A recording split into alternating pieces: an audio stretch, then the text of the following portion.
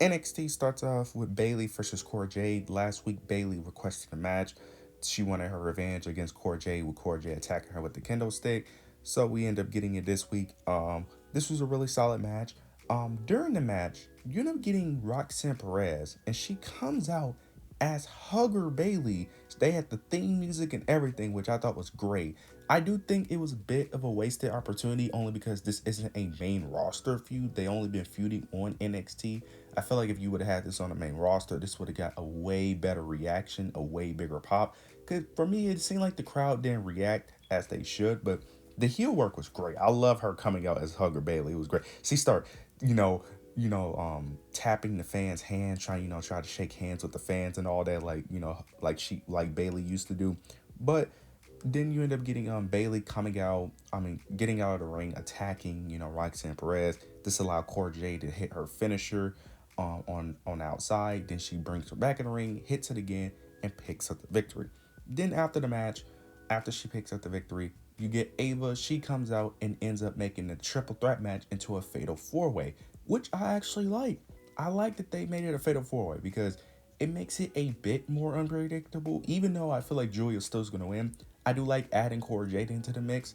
I like what they're doing with Cora Jade's character. I like her being more serious, sticking up for herself. They're telling the story of Cora Jade sticking up to Roxanne Perez and having Roxanne Perez not liking that because they had a couple segments where Cora Jade ended up mentioning her becoming NXT champion while Roxanne Perez is kind of like pretending like she's happy for Cora, but then the moment Cora walks away, she's like upset and furious because she don't want her to become champion. So I like the story that they're telling there, and I like that they're eventually telling the story of them two eventually. I don't know if they're going to feud, but eventually, going their separate ways. So I like what they're doing. I like the addition of Cora Jade. I don't I don't dislike Cora Jade like a lot of people on the internet wrestling community, but because I think Cora Jade is actually fine. I just think she just need a bit of tuning and a little bit more work, and she'll eventually get to where I think she can be. So I like it, and plus she's one of the only women who could really be in the main event scene right now because Roxanne is on the main roster. Bayley, of course, is not an NXT talent, so yeah, it's really just Cora Jade for the most part who's going to be a new addition to the main event scene. So I personally like it, and I love this segment. After this, we end up getting Oba Femi. He mentions, his triple threat match at Vengeance Day between, A Town Down Under. Then A Town Down Under ended up coming out because Oba Femi was mentioning that their game plan is basically to double team him, but who's going to be the one who is actually going to win the match? They come out, and then they ended up alluding to, of course, both becoming NXT champion. But Oba ended up addressing the flaw in their plan is who's going to actually win because both of them ended up both saying that they was going to become NXT champion. Then they both, then NXT ended up basically baiting us into thinking that they was turning on each other because then both of them start going back and forth. You had Grayson Waller mentioning how he wanted to become NXT champion, that he would do whatever it takes. Austin Theory interrupts them and ended up mentioning that he never became NXT champion. He started mentioning the United States Championship run, and then Grayson Waller cut him off and ended up mentioning the John Cena stuff. He said that, look, we're tired of you mentioning John Cena and that nobody cares. Theory responds back and ended up saying that, of course, you wouldn't care because you never won a singles accolade in your entire career. They go back and forth, taking slight jabs at each other, but then they ended up both teaming up and ended up mentioning how they ended up both getting on the same page and ended up teaming up together to ended up taking out Oba Femi, and they ended up attacking Oba. So this was confusing because on commentary they ended up saying that they was just tricking the crowd, but I don't feel like this was a good way to do it because it was very confusing, and I don't know. Maybe I feel like they didn't have to take the jabs that they took in order to trick the fans. I don't know. Maybe, I don't know. Maybe it's just me, but I like the segment. I like what they was going for. It just maybe it's because since we've been teased with the whole Austin Theory and Grayson Waller turn for so long that when they teased it and faked it, it kind of left. Maybe that's why I'm a bit like confused and disappointed. Yeah, because maybe since Triple H was teasing the Austin Theory face turn for so long, that since this was basically just to trick the fans, maybe that's why I don't like it as much, because I've been so disappointed with the whole Austin Theory face turn, that maybe this is why I was disappointed. But yeah, they was basically taking jabs at each other, going back and forth, but it was all a trick to end up tricking Oba, and they ended up attacking Oba, and then they both ended up holding the championship. Um, yeah, we all know Oba is clearly winning. I mean, it still raises the question who actually wins that match, because you could jump Oba Femi all you want, but at the end of the day, only one of you could pin him. So yeah, the segment was fine, but I was still very confused on the whole idea of them taking jabs at each other and then just attacking Oba, because they didn't have to do that to attack Oba. They could have just attacked Oba off rip, but that's just me. After this, we end up getting Hank and Tank versus No Quarter Catch Crew versus Josh Briggs, and I don't know the guy's name. He's a new signee from New Japan.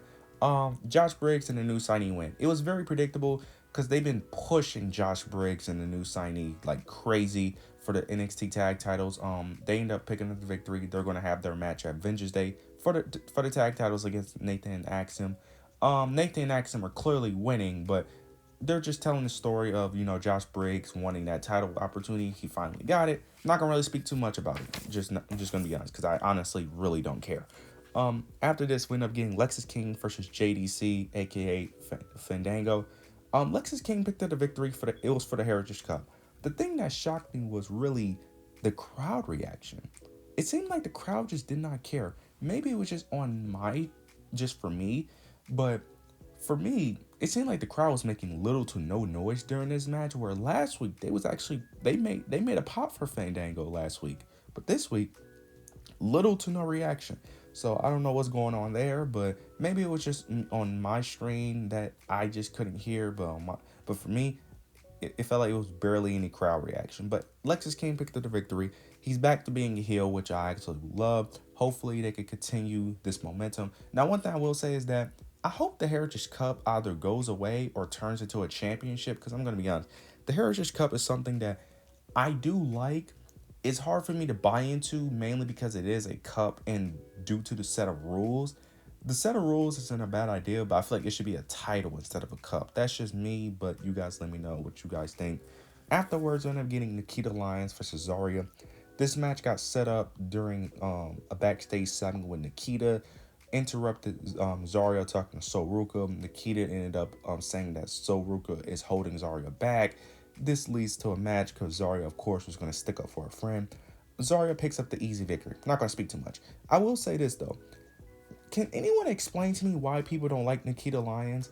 Now I understand she isn't the greatest in the ring. I will admit that. But if Nikita Lyons as a character is not that bad, I actually think she's pretty solid. And from a body wise, she has the potential. Like the vision is there. Like I understand the vision. Now she still needs a lot of work. I will admit that. But I really don't understand the hate from Nikita Lyons. The only thing now I know most people talk about her mainly, her using her body and then her in ring work. Yes, I will say that she does give you more of an Instagram model vibes than a wrestler vibe, but with a bit of tuning, I think she will eventually get there, and that's just me. But of course, Zaria was going to pick up the victory. It only makes sense. Afterwards, though, we get Ricky Starks. He is finally in NXT. He finally got released from AEW. Tony Khan finally stopped being a jerk and finally let Ricky Starks go, and he is finally NXT, the moment we all been wanting, man. This is great. I can't wait to see what they do with Ricky Starks. I don't know when he's gonna have his first match. I honestly don't even care. The fact that he's in NXT is all I care about. This is great. He didn't say much, but all he basically said was that NXT is the hottest brand, and you guys got the hottest NXT free agent. The hottest free agent. And he basically says that he's here to turn this place upside down, and he ends up doing his little pose. I love this, man. I can't wait to see the feuds he goes into. I don't know if he's going. No, I highly doubt he goes directly into the main event scene, only because it's Oba Femi. Maybe he goes into the North American title picture. Maybe he goes in that. But I can't wait to see what they do with Ricky Starks. I'm so excited for this, man. I've been wanting Ricky Starks at NXT for the longest time. I can't wait. He should have an amazing run. I can't wait to see how they use him. Now we get the main event. We get Ridge Holland versus Tony D'Angelo in a cage match. Towards the end of the match, you end up getting Izzy Dame. She comes out and she has a crowbar. She was about to throw the crowbar inside the cage, but Channing Stacks stops her and ends up throwing it in himself, taking credit. You end up getting a moment where Ridge Holland ends up taking the advantage with the crowbar. It actually hits Tony D'Angelo on the back of the head. Goes for the pinfall, but Tony D'Angelo kicks out, which I thought was a bit ridiculous. But Tony D'Angelo kicks out, makes a comeback, uses the crowbar to pick up the victory. Now, after the matches was interesting. After Ridge Holland ends up leaving, Ridge Holland and Channing Stacks and Crucifino ended up brawling to the backstage. You end up getting Brooks Jensen, Shawn Spears, and Nico. They come out. Adrian Rizzo ends up closing the cage. And then you end up seeing Izzy Dame ends up attacking Tony D'Angelo from behind with the crowbar. And then you end up getting Brooks Jensen, Shawn Spears, and Nico coming inside and end up attacking Tony D'Angelo. And Izzy Dame takes out Adrian Rizzo. I love this. This was great because I was wondering what is the story with Izzy Dame. I don't understand it. I was like, it never made sense for Izzy Dame to be this helpful in the family. She was constantly around the family. They was actually hanging out in this episode, which was weird, but it finally makes sense. She was working along with Shawn Spears. I like this. Now, the only thing I need to say is this. They need to have Shawn Spears win. I'm sorry. If you have Shawn Spears lose, this was all for nothing. I don't care. I love Tony D'Angelo. I do. I really do. But you cannot have him lose. You cannot have him win. I'm sorry. This whole game plan of having Izzy Dame earn the trust of the family, only for Shawn Spears to still lose against Tony D'Angelo, you have to have a win. I don't care. Whoever faces Shawn Spears, whether it's not Brooks Christian, please don't. It needs to be Shawn Spears. Shawn Spears, wherever he fights Tony D'Angelo again, he needs to become the North American champion. I love Tony D'Angelo, but that needs to be what happened. This was great because I was wondering what they was doing to Izzy Dame. I love that Izzy Dame is getting TV time. This was great. This was a great turn. This was perfect. I love what they did here. You guys let me know your thoughts and opinions below. Make sure to like, comment, subscribe. But yeah, that's it.